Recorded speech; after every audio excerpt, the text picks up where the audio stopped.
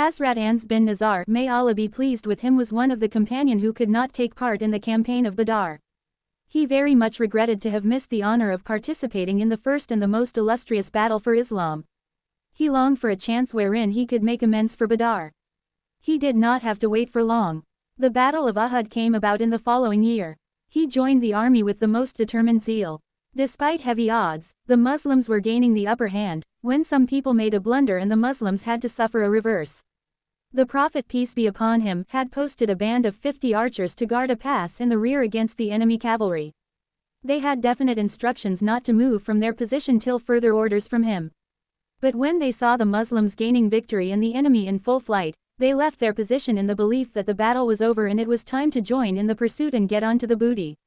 The leader of the band tried his utmost to check them by reminding them of the Prophet's, peace be upon him, command and solicited them to stay on, but no more than 10 persons would listen to him, arguing that the orders given by the Prophet, peace be upon him, were only for the duration of the actual fight.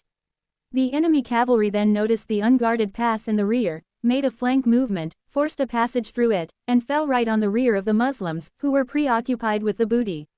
It was in this state of affairs that Hazrat Ans, may Allah be pleased with him, saw Hazrat Sa'ad bin Mu'az, may Allah be pleased with him, passing in front of him. He shouted to him, "Oh, Sa'ad, where are you going? By Allah, I smell the fragrance of paradise coming from Mount Uhud." Saying this, he threw himself into the very thick of the enemy, and fought tooth and nail till he met his martyrdom. After the battle, it was found that his body had been mauled and mutilated to such an extent that only his sister could identify him, and that barely from the fingertips.